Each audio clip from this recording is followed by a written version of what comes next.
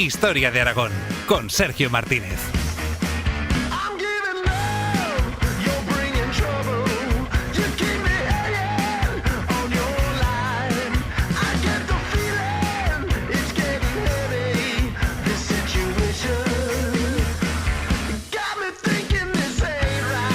Aunque a veces no lo parezca, la historia está presente por todas partes. Lo vemos en las calles, en el calendario, en fiestas y en símbolos que han sido utilizados a lo largo del tiempo de una forma u otra y que están en nuestro subconsciente, aunque a veces no nos demos cuenta de ello. ¿Cómo se construyen poco a poco esos símbolos y festividades de carácter histórico que a veces marcan parte de nuestro día a día? ¿Quiénes construyen toda esa simbología que acaba convirtiéndose en parte del carácter identitario de un pueblo, ciudad, región o incluso un país? Soy Sergio Martínez, en la técnica está Joel Belda y te doy la bienvenida a este viaje por la historia de Aragón en Aragón Radio.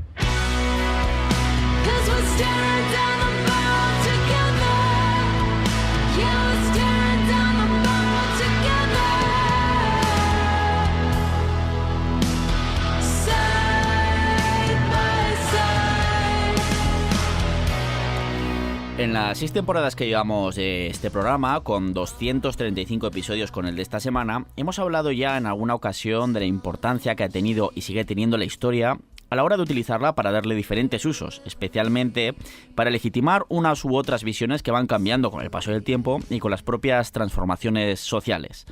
Dentro de lo que se suele llamar los usos públicos de la historia, también está la construcción de legendarios, mitos, así como la formación de fechas concretas que, basadas en determinados hechos del pasado o en recuerdo de figuras individuales e incluso colectivas, acaban creando fiestas populares que tienen un gran arraigo entre la población, pero que también provocan cierta crítica en ocasiones.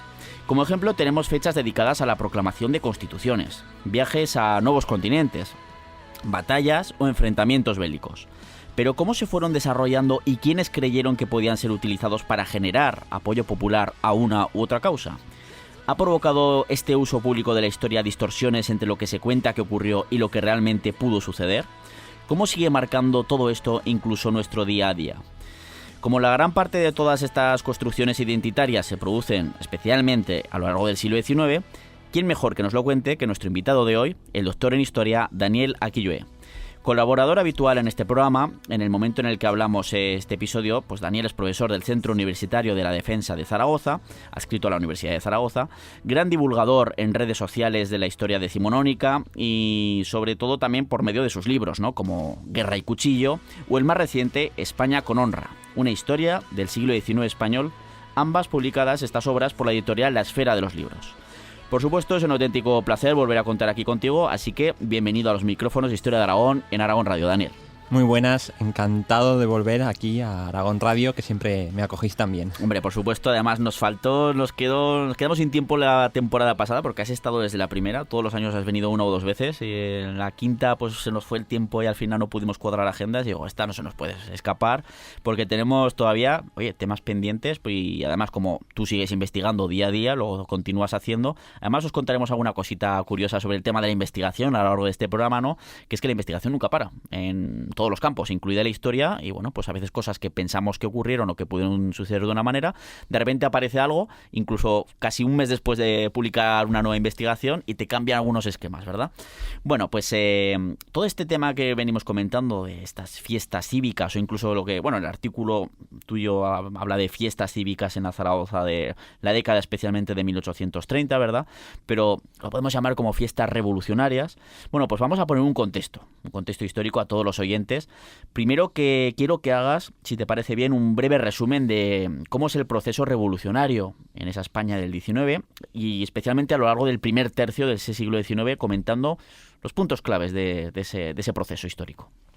Bueno, voy a intentar ser breve. Sí, que aquí nos podríamos pegar la temporada entera, incluso los 40 y tantos programas que es esto. Bueno, hay que tener claro que a comienzos del siglo XIX, en toda Europa y América, se están construyendo, están en permanente construcción los estados-nación, surgidos, en su mayoría, de las revoluciones liberales y que por eso necesitarán fiestas nacionales, fiestas para reafirmarse.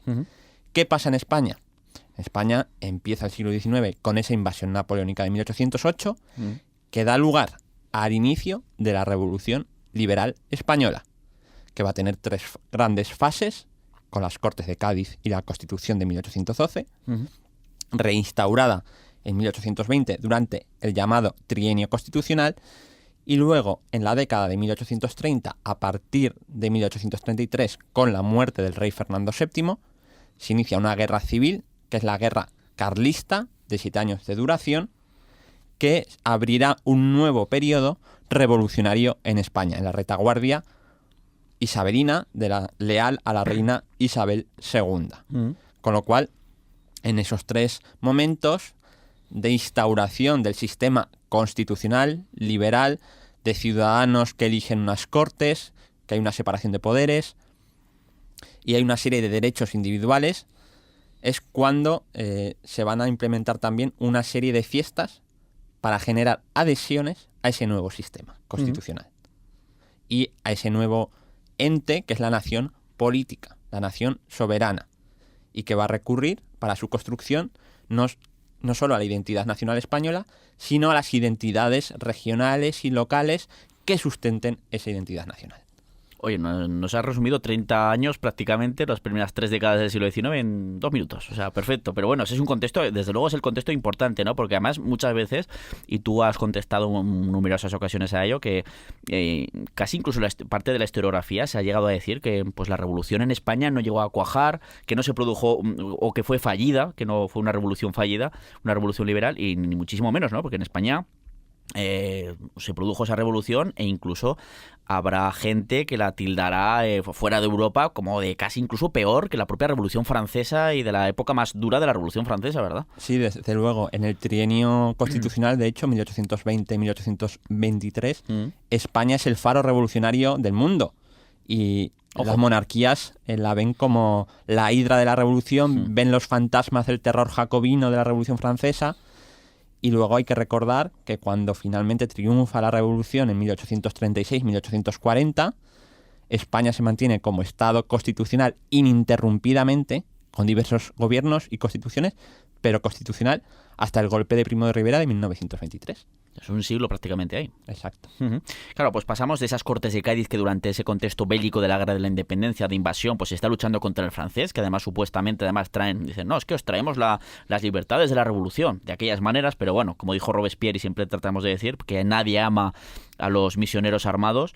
Al final de la guerra volverá a ser Fernando VII, que bueno, se convenció al poco tiempo que tenía los suficientes apoyos como para reinstaurar lo que él pensaba que era legítimo para él y que habían sido todos los monarcas anteriores, ¿no? El absolutismo y esos derechos venidos directamente de Dios, ¿no? Podemos decir.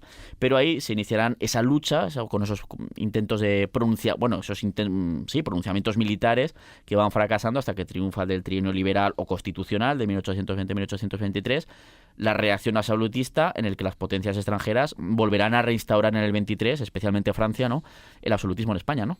Exacto, porque paralelo a esa revolución liberal surge la contestación, que es la contrarrevolución, que toma como bandera al rey Fernando VII. Y esos realistas que apoyan a Fernando VII en 1823 vencen con ayuda de los 100.000 hijos de San Luis y durante 10 años la llamada década absolutista o década ominosa van a estar en el poder.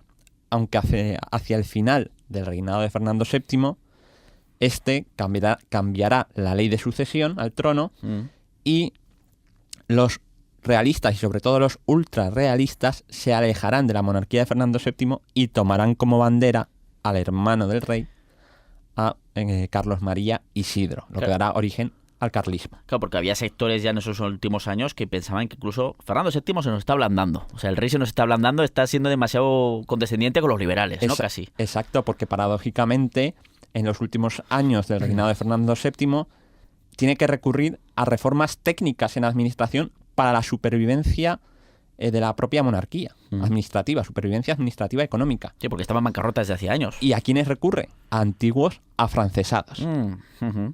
¿Hay alguno así que se pueda comentar o así que destacara? Bueno, el más destacado puede ser uno de los Javier de Burgos, que es el creador de las provincias españolas en 1833. Provincias que se mantienen prácticamente hasta hoy en día. Que hubo varios intentos, uno famoso es el del trienio constitucional. Sí, que está Calatayud. Exactamente, cuando Aragón tuvo 4 provincias, pero bueno, eso duró 2 telediarios y ya no se reinstaura esa provincia bilbilitana, ¿no?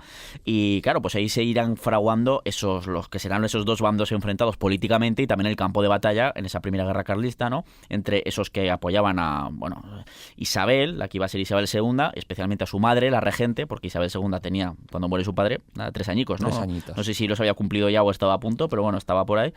Que claro, que podemos contar especialmente de esta regente, de la madre de Isabel II, de la última esposa de Fernando VII, en lo político, porque muy liberal precisamente no era, ¿no?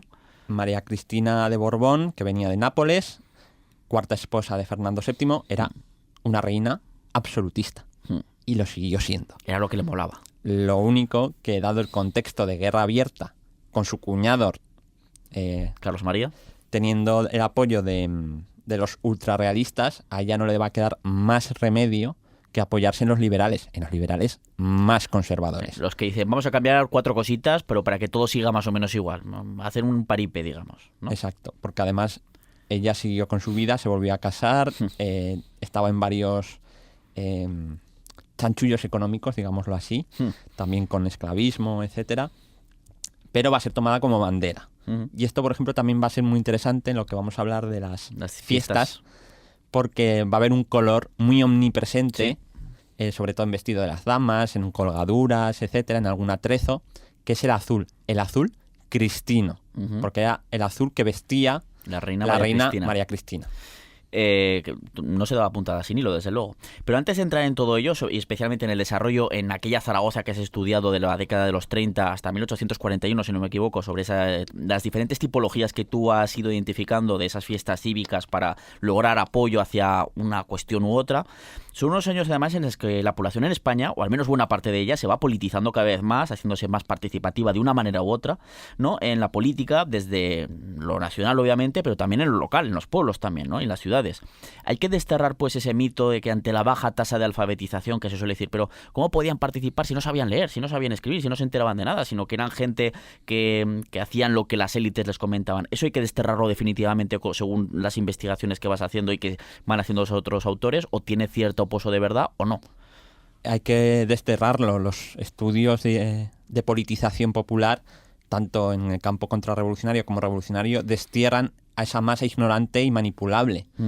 La gente en el pasado era tan manipulable como puede ser hoy en día. Y que no supieran leer ni escribir no quiere decir que fueran ignorantes y no estuvieran informados. Existía la lectura en voz alta. Los cafés y incluso en periodo liberal se organizan lecturas públicas de la prensa en plazas, quiero decir, no solo en cafés, que eran más elitistas. Y la propia rumorología o la propia información boca a oído existía y circulaba la información. Y la gente se politizaba, tanto por el conocimiento como por la experiencia. En 1808 los españoles y españolas toman las armas, intervienen en la esfera pública, intervienen en la política y no van a soltar esas armas en todo el siglo XIX para intervenir en la política de un modo o de otro, carlista, liberal, luego republicano, distintas opciones políticas. Y sea con las armas o también incluso el que pudiera, según el momento y la constitución que estuviera establecida, también porque va evolucionando, pues también incluso con el voto de una manera u otra. También. Y sobre todo con el voto en los ayuntamientos. Los poderes locales son claves, el municipalismo es clave en la construcción del Estado-Nación y en la construcción de una cultura participativa y política. Y en los periodos en vigor, por ejemplo, de la Constitución de 1812 o la de 1837, muchísimos vecinos podían votar a sus concejales. Y eso es una experiencia participativa muy importante. y de politización muy Y importante. era totalmente novedoso en ese momento. Era la primera vez que cualquiera en un pueblo podía decir, oye, tengo la capacidad de decisión. Luego ya podemos hablar de temas de pucherazos y todo eso, que eso evidentemente está ahí también. El caciquismo, que nos dirá luego décadas más tarde Joaquín Costa. Pero aún así era esa sensación de decir, al que está en el ayuntamiento, que siempre han hecho lo que han querido y estaban siempre los señoritos y tal, lo que se suele decir en tema popular, ahora los puedo elegir yo o si quiero los puedo quitar. Y si no se van, los puedo amenazar con mi escopeta. Exacto, porque para eso estaban las distintas milicias, fundamentalmente la Milicia Nacional, una institución cívica instaurada con la Constitución, que va a participar la ciudadanía en armas en defensa de la Constitución y lo que conciben como sus libertades. Pero incluso cuando hay oligarquía y caciquismo, que ya existe en esta época en España y en todas partes, si existe, tiene que haber coacción de determinados caciques o soborno de determinados caciques o convencimiento o promesas de determinados caciques, es porque hay gente a la que tienen que convencer, que no simplemente hacen lo que les dicen. Hay que convencerle por coacción, por soborno o por promesa. Claro. Y vamos a centrarnos especialmente en ese caso de una Zaragoza que ahí se investigó con este nuevo artículo que has publicado, que durante gran parte del siglo XIX destacó por su carácter liberal, progresista e incluso revolucionario en los contextos de la época, ¿no? Es decir, que dentro del liberalismo estaban, como hemos comentado, los más moderados en los que se apoyaba la reina regente durante esos primeros años del reinado de Isabel II y la propia Isabel II también, siempre que pudo, evidentemente, pero también estaban los sectores dentro del liberalismo pues más revolucionarios, más progresistas, ¿no? Y es que hay gente de la época, de ese siglo XIX, que tildan a Zaragoza incluso de foco de anarquistas, lo llaman directamente así, ¿no? Hay incluso algún caso, pero no solo en España, sino de casos de extranjeros que conocen lo que hay en Zaragoza y dicen, esto es un foco de anarquistas, ¿no? Hay un prusiano, hoy sería alemán, que viene a luchar con Cabrera en el maestrazgo, por tanto es carlista, contrarrevolucionario, que es Wilhelm von Raden, que en sus memorias, en su diario, describió a Zaragoza como un foco revolucionario de Aragón y donde se congregaba la plebe más abyecta, más revolucionaria. Para él esto era el infierno, poco menos, ¿no? Y es que hay que recordar que Zaragoza en esos años, sobre todo de 1830-40, se va a levantar varias veces contra el gobierno o va a haber intensos motines de carácter liberal o liberal progresista. En 1835, en abril, el 13 de abril, casi asaltan el Palacio Arzobispal, porque iban a por el arzobispo que era de tendencia realista carlista. Era Francés Caballero, se llamaba. Exacto, Bernardo Francés y Caballero. Y como no pueden, incendiar el convento de la Victoria, hoy Museo del Fuego. En ese mismo año, en julio, vuelve a haber otro motín en el Coso que acaba con quema de varios conventos donde había frailes afines al carlismo. Ese mismo año se forma una junta revolucionaria en Zaragoza en agosto de 1835. En agosto de 1836, Zaragoza se suma a la revolución y proclama la Constitución. Luego Zaragoza resiste el 5 de marzo al ataque carlista de 1838 y también tiene luego un motín el día siguiente que acaba con el linchamiento de la máxima autoridad militar, el segundo cabo Esteller. Pero es que luego Zaragoza se va a levantar en defensa de la ley de los ayuntamientos electos y la Constitución de 1837 en septiembre de 1840. Y se va a levantar en defensa de Espartero y la Constitución de 1837, sufriendo bombardeo en 1843. Ese Baldomero Espartero, ese general victorioso en la Primera Guerra Carlista que consigue terminar el conflicto después de muchos años y que se convertirá como el héroe del progresismo liberal. Siempre comentas, de hecho, que Zaragoza era más esparterista que el propio Espartero, incluso, ¿no? Exacto. Y has mencionado esa revolución de 1836. Para el que no lo conozca, aquellos que lo conozcan, mencionas un poquito qué significa esa revolución de 1836 en España, los puntos clave. El punto de partida es que la reina regente María Cristina cesa al gobierno liberal, netamente liberal, de Mendizábal, nombra uno más conservador, y eso genera inquietud, sumado a que en el frente de la guerra carlista las cosas no iban demasiado bien para el bando isabelino. Eso provoca temor entre los liberales más convencidos, luego exaltados o progresistas, y se inicia el 25 de julio de 1836 la revolución que comienza en Málaga, con el asesinato y linchamiento de sus dos gobernadores, civil y militar, a manos de la Milicia Nacional, creación de una junta de gobierno y proclamación de la Constitución de Cádiz de 1812. Eso se extiende como la pólvora. y de fuera de Andalucía la primera ciudad en sumarse es Zaragoza. Sí, Zaragoza casi siempre o siempre estaba en el ajo. Está en el ajo O siempre. la primera o de las primeras. No se sabían estar quietos nuestros antepasados. Y claro, Zaragoza se suma, además con el capitán general, que es Evaristo San Miguel, que había sido amigo de Rafael del Riego, el autor de la letra del himno de Riego, que fue el primer himno nacional en 1822. Y esa revolución queda en un statu quo, en un stand-by, hasta que el 12 de agosto de 1836 la tropa, que no los oficiales que estaban en el teatro, la tropa del ejército, con los sargentos a la cabeza, al son del himno de Riego, asaltan, con las armas en la mano, el Palacio Real de la Granja, obligando a María Cristina, la regente, a firmar y reinstaurar la Constitución de Cádiz de 1812. La Pepa. Pero claro, como se había quedado anticuada y empezará un proceso en el que al año siguiente ya se proclamará una nueva Constitución, la del 37 actualizada, digamos, ¿no? Claro, porque el liberalismo europeo había tendido a posiciones más conservadoras y la Constitución de Cádiz era muy revolucionaria para la época. Bueno, recientemente vamos a hablar de ese artículo que vengo mencionando, ¿no? Has publicado un artículo en la revista Pasado y Memoria y que se titula La siempre heroica se engalana. Fiestas cívicas en Zaragoza, 1833-1841. Un artículo de investigación en el que analizas todo ese contexto histórico que venimos comentando, ¿no? Centrándote en el caso de Zaragoza y especialmente en esa década de 1830 y la alta politización que se ve en buena parte de su población, como vienes comentando, ¿no? Y en él, en ese artículo, identificas el desarrollo de un fenómeno que denominas fiestas cívicas, que servían para mostrar apoyo y apuntalar regímenes políticos, lograr apoyo popular en los espacios públicos, ¿no? Algo visible, ¿no? Y hablas de varios casos en Zaragoza que ahora vamos a comentar, pero ¿era este un fenómeno que ocurría en otros lugares? Ya no solo digo aparte en el resto de Aragón o España, o ocurría en otros lugares más allá de Zaragoza, evidentemente. Sí, el concepto de fiestas cívicas se lleva estudiando mucho tiempo en muchas partes, ¿no? Sobre todo el caso paradigmático son las fiestas de la Revolución Francesa, de la Gran Revolución Francesa, iniciada en 1789 y que ya fue estudiado a comienzos del siglo XX en obras reeditadas precisamente por prensas de la Universidad de Zaragoza recientemente. Y en Francia estaba la fiesta de la Federación, que era el 14 de julio a partir de 1790, ¿no? Que es el tema de la toma de la Bastilla. La fiesta... O, ¿no? O si no la toma de la Bastilla es el 14 de julio de 1789. Sí. La primera fiesta de la Federación es el 14 de julio de 1790. Ajá. Y es esa fiesta, la de la Federación, la que va a dar lugar a la fiesta nacional de Francia. ¿No? Ya que esto se empieza entonces, pero se instaura como fiesta nacional en la Tercera República Francesa a finales del siglo XIX. O sea, que después de Napoleón III. Todo lleva su proceso también en Francia, ¿no?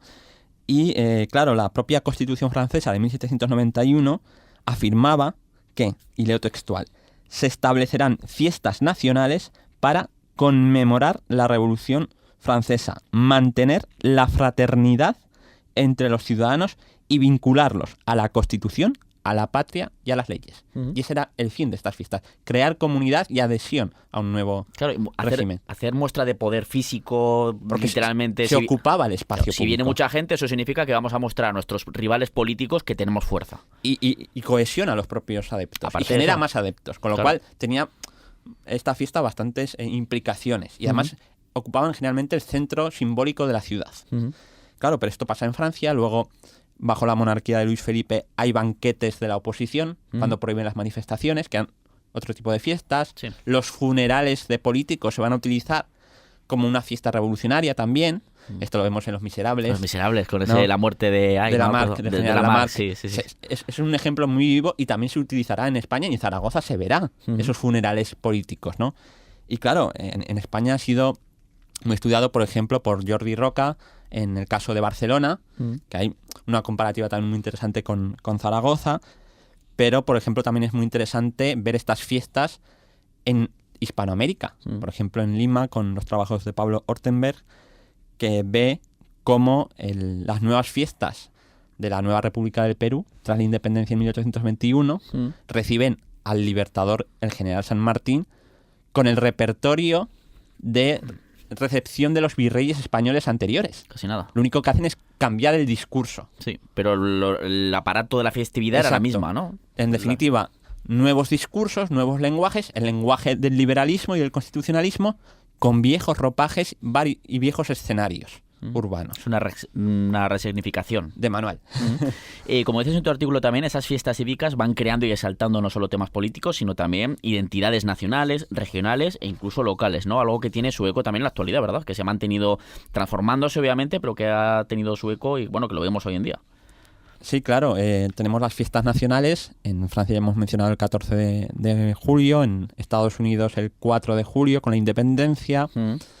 En España tenemos el día 12 de octubre como fiesta nacional, que por primera vez se celebra como tal en 1892, con el cuarto centenario, pero se instaurará como fiesta nacional cada año ya a comienzos del siglo XX y va a tener distintos significados dependiendo del momento histórico y de quién lo celebre. Hoy mismo tiene polémicas, depende de quién lo celebre, depende cómo se mire, pero eso pasa en todas las fiestas nacionales. Sí, es que no solo parece que solo pasa estas cosas en España o lo que sea, pero incluso no podemos ir a lo local también, porque en Zaragoza también está pasando ahora, que ahora lo mencionaremos, ¿no? En Zaragoza tenemos San Jorge, que bueno, eso es en Aragón y tal, que viene desde Pedro IV, ¿no? Sí, en Pedro, sí, siglo XV, siglo XIV, siglo luego XV. La Diputación del Reino del siglo XV, ¿no? Exactamente. Es quien lo afirma y luego se retoma con el estatuto, pero luego tenemos fiestas más locales, en este caso ya sí que es lo de Zaragoza, como el 5 de marzo, la 5 Marzada, que es una fiesta que precisamente surge en esta época, en 1839. Es una fiesta, se convierte en una fiesta cívica también. Exacto. Que se celebra hasta 1936, que sabemos que luego viene la guerra civil y la dictadura franquista, a la que todo lo que fuera liberalismo y participación ciudadana no le gustaba, y se recupera como 5 Marzada en la transición. Pero incluso hoy, siempre, cada 5 de marzo, hay un debate. Sale la esquera de el partido, sí, ya no sé cómo se llama, carlista, porque hay varios. Sí, pero bueno, un partido carlista sí, que pone... Los fusilados, que no hubo ningún fusilado el 5 de marzo, pero bueno, generan... Luego hay algún artículo que dice, ¿pero por qué celebramos una guerra civil? Casi todas las fiestas nacionales, locales, regionales, luego la Diada en Cataluña, lo mismo. Es una fiesta que conmemora un hecho generalmente sangriento. En general, casi todo este tipo de festividades tan arraigadas exactamente van a temas bélicos, que sí, que o revolucionarios que también son sangrientos muchas veces. Y es verdad que una guerra civil es, siempre se dice, dentro de lo malo que es una guerra, la guerra civil es lo más idiota del mundo, que es verdad, pero al final tampoco en una guerra contra otro país muere gente igualmente, o sea, tampoco deberíamos estar, según ese discurso, tampoco celebrando esas situaciones, ¿no? Exacto, al final las guerras son un desastre y un drama, pero hay que ver y explicar contexto y contexto, cuándo surgen, por qué y cómo lo celebramos hoy. Hoy no celebramos matar gente, celebramos otras cosas. Se celebra otra cosa, la participación ciudadana, de barrios, eso sobre todo en la transición democrática, precisamente tuvo mucha fuerza ese sentido de nuevo de participación ciudadana, pero evidentemente pacífica. Esto tema de la 5 Marzada lo estudió muy bien en su tesis Raúl Mayoral, y además se puede descargar uno de sus libros en PDF. Sí. Ahora me ha venido a la cabeza, que aunque no tiene nada que ver, lo que hemos mencionado antes, lo de San Jorge, es con las Cortes de Calatayud de 1461, cuando se establece oficialmente con Juan II de Aragón. Tú lo sabes mejor que me ha venido a la cabeza y digo, que no sé qué de Pedro IV, que también tuvo su importancia con las diputaciones. Como era tan ceremonioso, me viene todo. Exactamente, sí. Bueno, sobre los casos que analizas en Zaragoza, en esos años de construcción del régimen liberal y del desarrollo de la revolución en España, distingues una evolución de estas fiestas cívicas hasta diferenciar incluso 4 tipos diferentes de fiestas cívicas, ¿no? Primero, ¿cuáles son las 4 tipologías? Y luego vamos a ir hablando de casos concretos de cada una de ellas. Sí, bueno, estas tipologías las planteo para el caso zaragozano, pero creo que son en buena medida extrapolables al resto de España y yo creo que incluso a otros países, ¿no? Del entorno o con dinámicas políticas similares, ¿no? Hablo de fiestas de exaltación de la monarquía tradicional. Que absolutista, ¿no?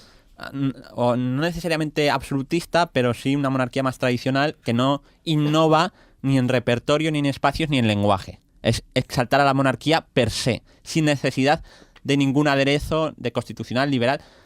Celebrar la boda de la reina, el nacimiento de un infante, unas exequias fúnebres por la muerte del rey, que es sota, caballo, rey. No hay cambio. El juramento de un heredero o heredera al trono. Exacto, como se ha hecho siempre. Sí. Y de hecho, en las proclamaciones reales se mantienen de forma muy similar hasta casi Felipe VI, la proclamación real. El repertorio tiene mismo, cambia, es muy tradicional, ¿no? Luego están las fiestas de exaltación ya de la monarquía liberal, es decir, cuando se envuelve a esa monarquía con ropajes liberales en un contexto político de monarquía representativa, bien sea en un régimen de carta otorgada, como es el Estatuto Real de 1834, que abre cortes, o bien en una monarquía constitucional ya, pero que se entiende que la monarquía es símbolo ya de la nación liberal. Entonces, repertorio tradicional, pero nuevo discurso, lenguaje que envuelve a esta monarquía en, como diría Isabel Bourdieu, la ilusión liberal de la monarquía, ¿no? Luego, el tercer tipo, fiestas de exaltación de una ciudadanía combativa. Es un nuevo sujeto que surge con la revolución. La ciudadanía, no vasallos, sino una comunidad de ciudadanos libres e iguales que representan a la nación soberana y que combaten por ella y que mueren por ella. Y aquí se van a buscar héroes, mártires individuales, mártires colectivos, pasados y presentes. El primer mártir de la libertad española, uno de los primeros, es Juan de Lanuza, Justicia de Aragón, a lo que se van a sumar otros y otros colectivos como la Milicia Nacional, en el caso de Zaragoza, la que combate y muere el 5 de marzo. Sí, que además todo eso aparecerá, o sea, irá estableciéndose en el imaginario colectivo y también artístico y simbólico más adelante en los años siguientes, que mencionabas lo de Justicia de Aragón, Juan de Lanuza, 1591 su ejecución en tiempos de Felipe I de Aragón, Felipe II, pero es que en el Congreso de los Diputados, si lo visitamos, que se construye ese edificio en esos años, ¿no? En época de Isabel II, hay diferentes cuadros que sí, tienen los Reyes Católicos y tal, simbología de un pasado tal, pero es que también el tema de la revolución y del progresismo y tal hacia el liberalismo constitucional, y te aparecen simbologías como los comuneros de Castilla, ¿no? Y luego también tienes, por otro lado, a Juan de Lanuza. Hacen pareja, son los primeros mártires de la libertad y hay unos española cuadros ahí en el Congreso de los Diputados. Exacto, son todos de la segunda mitad del XIX, que es cuando se construye este relato nacional, liberal, luego republicano, de que la nación española, que es por supuesto en este relato inmemorial, su identidad es la lucha por la libertad y contra la tiranía, pasada, presente y futura. Sí. Entonces, ahí se crea, ¿no? Entonces, bueno, estas fiestas de ciudadanía combativa se van a ver en Zaragoza también. Y luego, por último, las fiestas de exaltación constitucional, que aquí toman un repertorio un poco tradicional porque se apropian o reapropian o resignifican los espacios tradicionales de la monarquía, pero para exaltar la ley suprema de la nación, que es la Constitución. Sí. Y esto básicamente son las promulgaciones constitucionales. La Constitución del 12, la del 37 o las sucesivas. De acuerdo.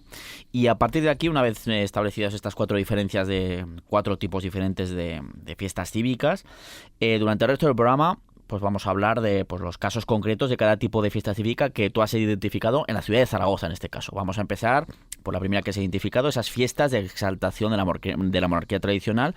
Pues bueno, coméntanos cuáles has identificado que se producen en esos años, especialmente en los inicios de la década de 1830 en la ciudad de Zaragoza, qué es lo que se celebra, cómo se celebra, sobre todo para luego crear ese paralelismo con el resto de fiestas que, ya lo has dicho, que se van apropiando en cierta medida de parte del discurso o del ceremonial, ¿no?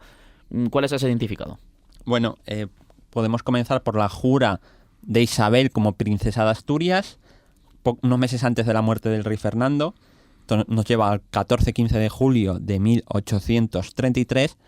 Y aquí lo que observamos es la participación de los gremios de la ciudad y como recuerdo pétreo, físico y como símbolo de progreso de traer en cierta medida el agua al centro de la ciudad, es este momento en el que se erige la fuente de la princesa, en honor a la princesa Isabel, o fuente de Neptuno, que era una fuente que se instauró en la entonces Plaza de San Francisco, hoy Plaza de España, y que fue luego sustituida por el actual monumento a los mártires de la patria y de la fe, y la fuente está hoy en día en el Parque Grande de José Antonio Labordeta. Sí, y esa fuente de Neptuno. Que pasó durante unos años por la Arboleda Macanaz. Bueno, Parque Macanaz actualmente estuvo también una temporadita ahí. Una fuente muy viajera. Es que en Zaragoza los monumentos y fuentes en general suelen ser bastante viajeros, la verdad. Han tenido muchas ubicaciones o varias ubicaciones, muchos de ellos. O sea, esa sería la jura de Isabel. Luego ya pasamos a su proclamación como reina de España, ¿no? Que es poco tiempo después, claro. Que es el 19 de noviembre de 1833, ¿no? Una vez muerto su padre en septiembre. Y aquí es interesante, por ejemplo, que se va a usar un pendón, porque la proclamación de los reyes, según la tradición castellana, que es la que se aplica entonces, después de los decretos de Nueva Planta en el siglo XVIII, en Aragón se coronaban los reyes, en Castilla se proclaman. Aquí se toma ya la tradición castellana. Claro, es levantar el pendón en 4 tablados por parte del alférez real, proclamando, en este caso, Aragón, Aragón, Aragón, por Isabel, por la reina Isabel, ¿no? Y se va a usar un pendón que se conserva, que se había mandado bordar para la primera proclamación de un rey que se hace en Aragón, que es en 1724 para el rey Luis I, el de la vida breve de la serie. Ah, sí, es verdad, el que además fue breve, al final Sí, Luis el breve. apenas 6 meses, ¿no? Pues Sí. ese pendón que se había utilizado y se había bordado para Luis I es el que se usa todavía en 1833 para proclamar a A Isabel II. Tenía 110 años entonces el Sí. pendón, a lo tonto. Y se conserva hoy, o sea, lo hicieron bien. No, está bien. ¿Dónde está, por cierto? ¿Lo sabes? Pues ¿O? lo he visto, creo que está en el Ayuntamiento de Zaragoza, si no mira. lo recuerdo. Se conserva en los fondos de... Me gustaría verlo alguna vez, la verdad. Está online en la web del Ministerio de Cultura, se puede... Vale, catálogo está. Vale. Esto es muy interesante. Y claro, hay 4 reyes de armas con una comitiva y 4 tablados donde se proclama a la reina, que son el Coso, la Plaza del Mercado, la Plaza de la Magdalena y la Plaza del Aseo. O sea, 4 centros neurálgicos de la ciudad. Exacto. Donde Y, se puede reunir mucha gente. y además. estos 4 centros se van a repetir en casi todas las fiestas cívicas. Ahí donde se proclama a la reina, se va a promulgar el estatuto, se va a promulgar la Constitución, van a ser centros también para otro tipo de fiestas. Esto es muy importante. Y el último dato así significativo de esta proclamación es que se acuñan monedas o medallas conmemorativas. Como un regalico, un souvenir, digamos. Exacto, para recordar que la gente recuerde que se proclamó ese día en Zaragoza a la reina. Y esto es muy interesante porque se hace en todas ciudades y es a una simbología de la monarquía y generalmente simbología de la ciudad, identidad local, ¿no? Sí. Se une lo local y lo monárquico en estas monedas. Vale. Y además que se hacían los ayuntamientos, ¿no? Ya gastaban un buen dinero en ese tipo de celebraciones que además luego también se va repitiendo, ¿no? Nos comentas en tu artículo de iluminación de edificios principales, comidas populares. Repique de campanas, Sí. tablados, decoraciones efímeras. Eso va a ser una constante en esta cultura material de la fiesta. Sí. Y luego comentabas al principio del programa, ese color simbólico de ese azul, De azul cristino, para simbolizando, sí, está la reina, pero al final la que está ahí como regente es su madre y que su color, y ver ese color significaba a él ir dirigido a la reina regente y hacer homenaje a ella. Por ¿no? ejemplo, en estas celebraciones que estamos mencionando, los caballos de la comitiva municipal van con azul cristino, con adornos azul cristino. Sí. Incluso a veces se pagaban dinero también cuando llegaban estas fiestas de cambiar los ropajes que se habían quedado viejos o lo que sea, Sí, de los gigantes y los cabezudos y tal, que también, Exacto. que también participan. O sea, es una mezcolanza muy curiosa de repique de campanas, no sé qué tal, pero también gigantes, cabezudos. Es un universo festivo, sonoro, con la música, con las salvas de fusilería, con los fuegos artificiales, de ocupación del espacio de una forma festiva. Eso es lo que genera adhesión. Para que la gente participe al final, Exacto. que se lo venga a pasar bien, pero aparte que se muestre músculo en cuanto a esto que va dirigido a la proclamación de una reina, la regente, etcétera. Exacto. Y luego pasaríamos un poquito a las fiestas de exaltación ya de monarquía liberal, ¿no? Ya ahí vemos primeros cambios en ese sentido, ¿verdad? Exacto. Sí, aquí ya es cambia un poquito la cosa, ¿no? Con la primera es la promulgación del Estatuto Real en Zaragoza el 4 de junio de 1834, esta carta otorgada que convoca Cortes. Que no es una constitución, pero es una especie de autolimitación Exacto. del poder, pero poquito. Y aquí volvemos a ver el azul cristino, volvemos a ver discursos de Isabel II como esa bandera del cambio, vemos la comitiva municipal que recorre el mismo espacio que en la proclamación real, vemos música, vemos bailes de máscaras en el teatro, repique de campanas, cosas que se van a ir repitiendo. Que además para una parte de la sociedad y para otra, ¿no? Porque imagino que esos bailes de máscaras en el teatro, que sería el actual teatro principal ya en esta época, sí, por la época ya Sí. estaba construida hace unas cuantas décadas, sería para las clases burguesas, altas, mientras que también se conocen conciertos de banda de música militar En la plaza, para en el la sede. pueblo en las afueras, pero eso para el pueblo en general. Claro, ¿no? hay distintos espacios de sociabilidad, uno más para los burgueses, que en el teatro, en la lonja o en el ayuntamiento, y otros más populares, que pueden ser los cabezudos, pueden ser conciertos en las plazas, pueden ser en novillos, cosas de festejos más populares. Sí, Se combinan ambos repertorios. Y lo mismo se verá luego ya en la mayor fiesta cívica que ve la ciudad, que es entre el 18 y el 20 de junio, ya de 1840, cuando la reina regente en persona, María Cristina de Borbón, la reina Isabel II, por entonces tenía 10 añitos, y su hermana visitan Zaragoza, de camino a Barcelona. Van de Madrid a Barcelona y pasan por Zaragoza y estar un par de días más o menos, ¿no? Que además es un verano calentito en lo político, ¿no? Porque está que si sanciona a la regente una ley de ayuntamientos que contraviene a la Constitución porque designa a los alcaldes en vez de la monarquía y el gobierno en vez de por elección popular. Bueno, está la situación tensa con la monarquía. Sí. Entonces Zaragoza va a desplegar una fiesta que van a gastar el ayuntamiento 50.000 reales, que esto es mucho dinero en la época, dineral, ¿no? para decir sí, agasajamos a las reinas que han venido a la ciudad, pero a la vez les mandamos un mensaje político de que o son monarquía liberal y se atienen a la Constitución o no lo son. O no son nada. O sea, O aquí el pueblo de Zaragoza, que ha luchado en un discurso muy historicista por su libertad de siempre, se opuso a Felipe II, se opuso a Napoleón, venció a los carlistas, ojito, que somos los mismos de Zaragoza, del 5 de marzo de 1808, etcétera. a ver si nos vamos a levantar en armas otra vez. Exacto, entonces mucha fiesta, pero dardo incluido a María Cristina. Sí. Ojo con lo que hace, ¿no? Y aquí pues se repiten salvas de artillería, repique de campanas, poesías, himnos, vestidos nuevos para los gigantes. Se sacan los tapices del aseo. Los del Museo de Tapices que podemos visitar hoy en día, Exacto, ¿no? que son preciosos y una de nuestras joyas, ¿no? Son del siglo XVI. Bueno, creo que es la mayor colección de tapices de España, creo que seguro, al menos conjunta, y no sé si de las mayores de Europa. Exacto. Claro, esto que se reservaba para las celebraciones del Corpus, de carácter religioso, para las visitas del rey, se van a usar en la visita del rey, pero se van a poner también en esta visita en la plaza de la Constitución, hoy Plaza de España. Sí. Con toda la simbología que tenía esa plaza, que es donde se había proclamado la Constitución, que había una lápida de la Constitución, que es donde se había linchado a Esteller el 6 de marzo de 1838.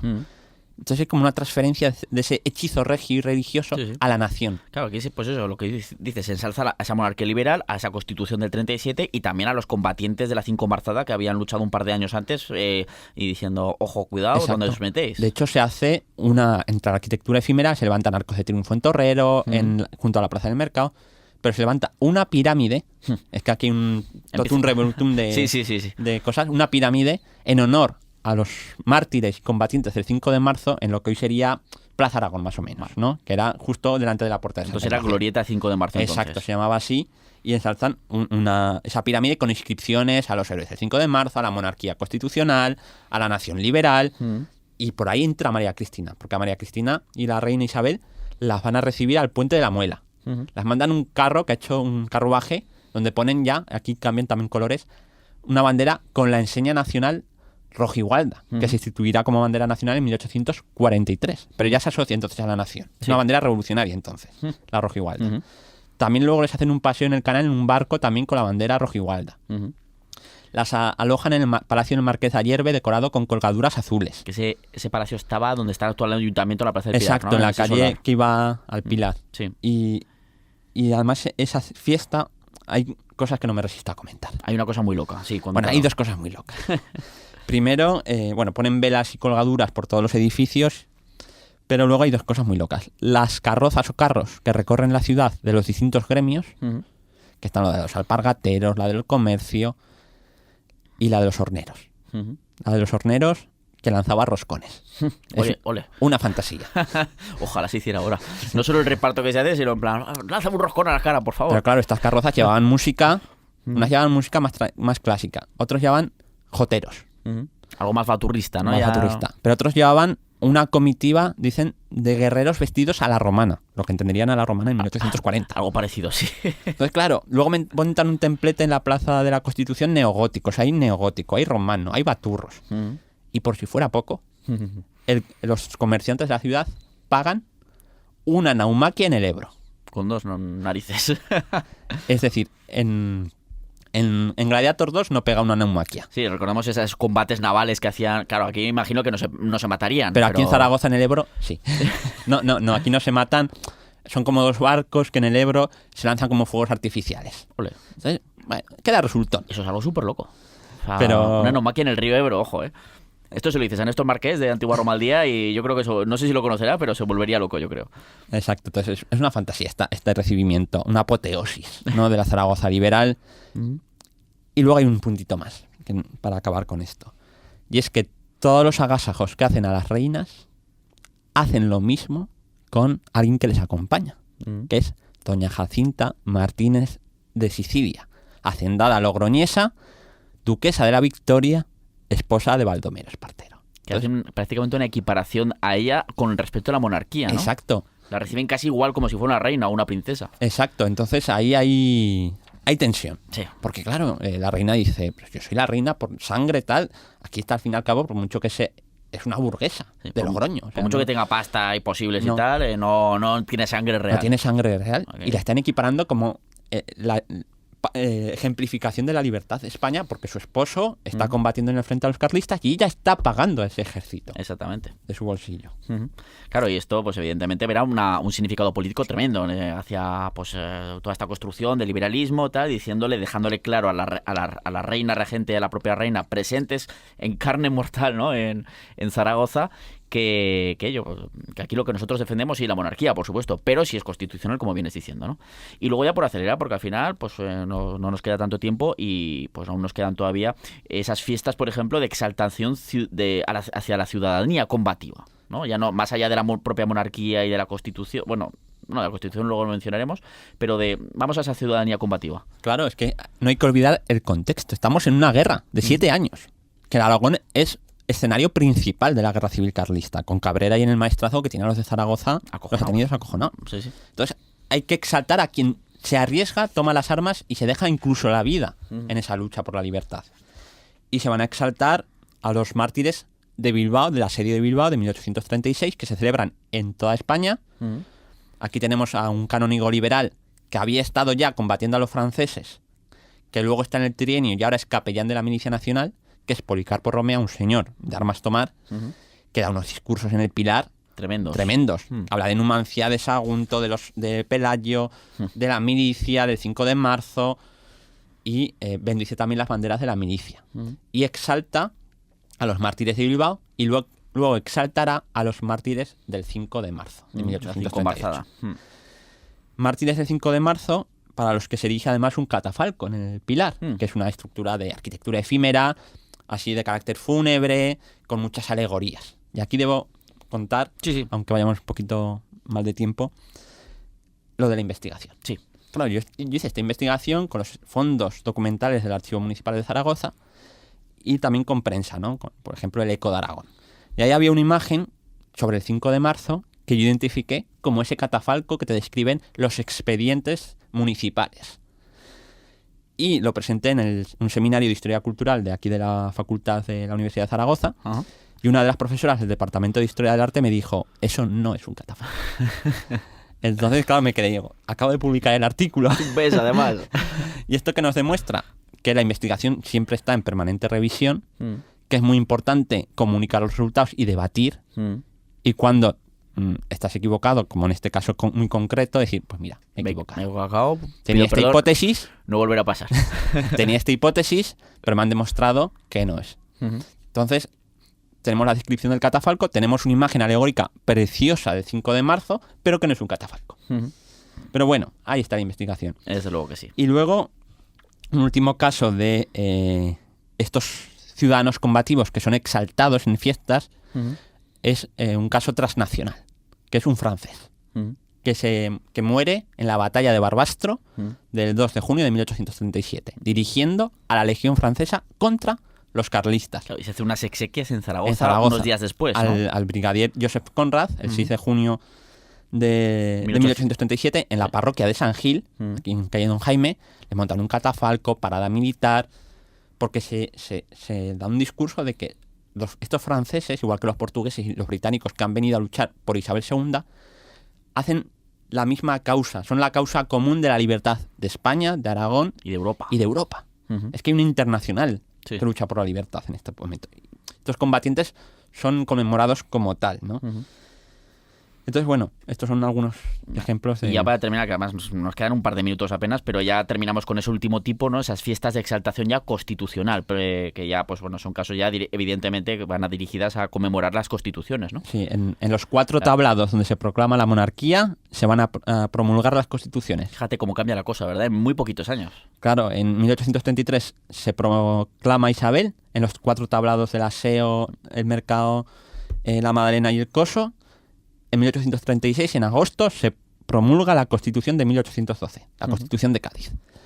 Y un año después, en julio, la Constitución de 1837. Sí, que además hace una jura pública, que esto es importante también, sobre todo para, primero, ver la fuerza que tiene la gente que lo apoya, pero luego además para crear comunidad, como decimos, pero también para señalar públicamente a aquellos que no participan en esa jura pública de la Constitución, ¿verdad? Como una especie de gente que no pertenece ni siquiera a la nación española. ¿Quién está dentro de la nación y quién está fuera? Que son esos carlistas que estaban combatiendo en el maestrazgo. Y por supuesto todo eso se adereza pues con luminarias, ¿no? Con incluso hay una función teatral, patriótica. La función teatral es sobre Numancia, porque nos recordemos que Zaragoza va a ser calificada en 1808 como la nueva Numancia. La nueva Numancia, en vez de la antigüedad que lucha contra Roma, pues en este caso pues contra otro invasor extranjero que era Napoleón. Claro, al final esa resistencia a ultranza pues la equipara, ¿no? Y pues eso es importante un poquito sobre todo para hacer esa diferenciación, y lo que nos muestra una vez más en que la alta politización de la sociedad aragonesa, española, de aquella época y de otros sitios más allá de España, más allá incluso a pesar de todo esto que venimos hablando desde el principio del programa de, oye, pues si no sabían leer, si no sabían escribir. Bueno, pero al final uno sabía lo que quería y lo que le iba bien o lo que iba mal, ¿no? Y luego el teatro era muy importante para esta comunicación política también. Claro, exactamente.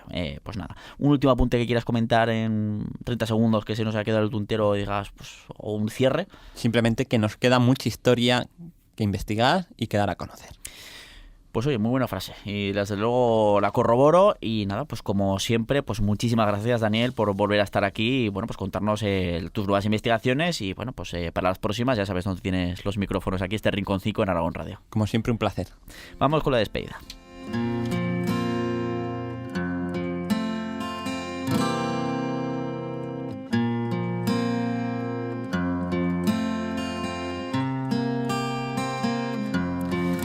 Pues como siempre esperamos que ha sido un placer de verdad, pues una vez más de haber tenido a Daniel aquí yo en este programa, y sobre todo pues teneros también a vosotros al otro lado de la radio o al otro lado del podcast para seguir investigando y hablando de la historia aragonesa. Ya sabéis que cada sábado a las 3 de la tarde tenéis un nuevo programa que lo podéis escuchar en la FM de Aragón Radio, y si no en podcast en Aragón Cultura, aragonradio.es, historiaaragón.com y en las plataformas de podcasting como iVoox, Spotify, Apple Podcast y también en el canal de Historia de Aragón en YouTube. Dejadnos vuestra opinión, comentarios y sobre todo suscribíos a nuestros canales, como siempre os digo, porque así jamás os perderéis ninguno de nuestros programas. En la técnica hemos tenido a Joel Belda y te esperamos para seguir haciendo historia, como siempre, en Aragón Radio. Historia de Aragón, con Sergio Martínez. Que yo no soy menos.